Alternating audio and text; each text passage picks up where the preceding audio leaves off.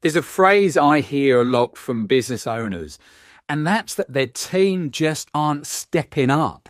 They're capable, they're good people, but they don't take ownership. So everything comes back through you. And when I say everything, I see many things. So decisions, escalations, problems. And what happens over time is you become the center of many things.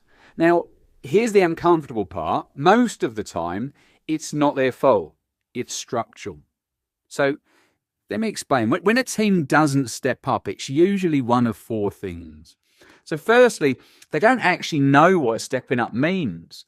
Often owners say that they want more ownership, but ownership of what?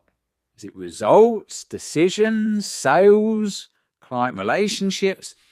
If that isn't clearly defined, then stepping up becomes just relying on their personality and not a specific role. Secondly, decisions still default through you, so even subtly. So what I'm talking about here is you might be copied into emails. You're asked for confirmation. You're in the room when the final decisions are made. So what the team learns here is that big decisions need the owner. And you might not even realize what you're doing here, but you're training dependency. Third is there's no visible scorecard or way of measuring. If outcomes aren't clearly measured, then like anything, if you don't measure it, you can't manage it. People focus on activity, and activity looks like effort, being busy. But it doesn't always create an impact. So ownership only grows when the outcomes are visible. The fourth one is that you're still the safety net. You say you want to give them autonomy, but when something goes wrong, you jump in with your Superman pants on, you step in quickly, which is understandable because it's your business, right? But the message becomes, look, if you mess up, then I'll jump in. And over time, that sort of chips away at innovation and creative thinking. So here's the shift. If you want your team to step up, then you have to step back structurally, not emotionally, not disengaging, but structurally. And what that means is clear decision rights. Who's taking the decisions? What are the clear outcomes? What's the clear accountability? Who's accountable for what? What are the clear consequences? And the discipline to let them think, let them make mistakes.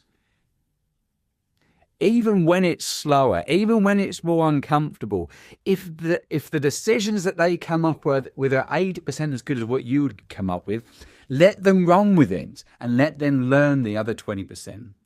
The goal isn't about removing leadership. It's to redesign how your leadership flows. Because if everything still flows upwards, then you don't have a team, you have a support staff. And that's tiring, right? That's exhausting. So here's a simple question. If you left for 4 weeks, who would make the top decisions? Not theoretically, but specifically, who would be looking after that? How would they survive without you? And how would they continue to grow the business in your absence? If you can't answer that clearly, then that's where the work needs to be done. And that's good, right? That's something you can be working on. So the most productive leaders I see aren't doing more. They've reduced the decision traffic that comes to them. They've trained other people to make those decisions themselves. They've moved the ownership down a level. So they've built leaders, not helpers. And that's what creates space, not time management, not hustle, not structure. So if your team aren't stepping up, it's not necessarily a need to start with motivation. Start with designing what the architecture looks like. What have you actually designed them to own? That's where the conversation that changes things.